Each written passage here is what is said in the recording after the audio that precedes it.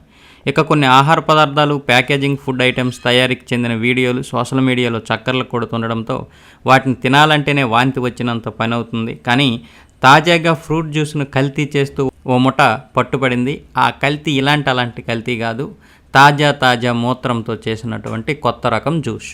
ఇది మీరు విని వెంటనే వదిలేస్తారు ఈ విషయాన్ని. కానీ మనం రోజు కాకపోయినా కనీసం నెలకు ఒకసారి 2 సార్లు బయటికి వెళ్ళి జ్యూస్ తాగుతుంటాం. కానీ ఈ వీడియో గుర్తొస్తే మాత్రం మనం జ్యూస్ జోలికే వెళ్ళాం. ముఖ్యంగా ఒక వర్గానికి చెందినవారు ఇలాంటి దరిద్రమైనటువంటి జ్యూసులు, వంటకాలు అంటే ఉమ్మూసి తయారు చేస్తున్నటువంటి వంటకాలు ఉన్నాయి. అది మీ అందరికీ తెలిసిందే. ఫ్రూట్ జ్యూస్లో మనుషులు మూత్రం పోసి అమ్ముతున్న ఘటనకి సంబంధించిన వీడియో ప్రస్తుతం ఆన్లైన్లో చక్కర్లు కొడుతుంది. ఆ వీడియో కూడా ఒకసారి చూడండి. ఇది ఎక్కడో కాదు, మన దేశంలోనే ఉత్తరప్రదేశ్లో ఈ ఘటన సంచలనమైతే రేపుతుంది. ఘజియాబాద్ పట్టణంలో అమీర్ ఖాన్ అనే వ్యక్తి ఖుషీ జ్యూస్ కార్నర్ అనే పేరుతో ఫ్రూట్ జ్యూస్ విక్రయాలు చేస్తున్నాడు. ఈ క్రమంలో అక్కడ తయారు చేసే జ్యూస్లో మూత్రం కలిపి కస్టమర్లకు అమ్ముతున్నాడు.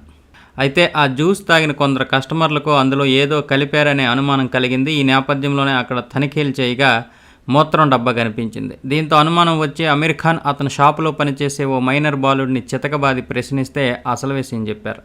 ఈ విషయాన్ని స్థానికులు పోలీసులకు కూడా ఫిర్యాదు చేశారు. వాళ్ళు ఘటనా స్థలానికి చేరుకొని తనిఖీలు చేపట్టారు. ఆ జ్యూస్ సెంటర్లో ఉన్న మూత్రం డబ్బాను తనిఖీ చేశారు. అమీర్ ఖాన్ వాడి సహాయకుడిపై స్థానికులైతే దాడి చేసి చితకబాదేశారు. పోలీసులు దానితో అడ్డుకున్నారు. తర్వాత అమీర్ ఖాన్ బాలుడిద్దరిని అరెస్ట్ చేశారు. వాడు చెప్పే కారణం ఏంటంటే ఆ మూత్రం పోయడానికి షాపులో బాత్రూమ్ లేదట, అలాగే దగ్గరలో కూడా ఎలాంటి ఖాళీ ప్రదేశం లేకపోవడం వల్ల ఈ మూత్రాన్ని మేము డబ్బాలో పోస్తాం.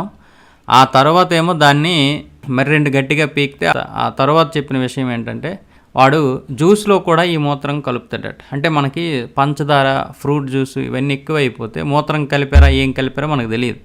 మామూలుగా ఇక్కడ తయారయ్యే బిర్యానీలో కూడా ఉమ్ము వస్తారనే విషయం మనకి ఎలా తెలుస్తుంది? తెలియదు. రొట్టెల్లో కూడా ఉమ్ము వస్తారు. నేను చాలా చూపించాను వీడియోలో. మీరు చూసినా కూడా అక్కడ తినడానికి బాగా ఇష్టపడతారు కాబట్టి మీరు వెళ్ళి తింటారు. ఇప్పుడు కూడా తాగాలనుకుంటే జ్యూసులు తాగండి, తప్పేం లేదు.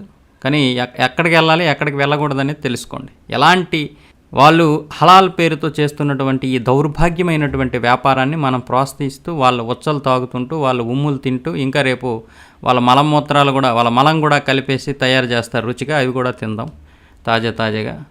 వీడియో ఎంతమందికి వీలైతే అంతమందికి షేర్ చేయండి. వీలైనప్పుడల్లా జ్యూసులు తాగడానికి ప్రయత్నం చేయండి.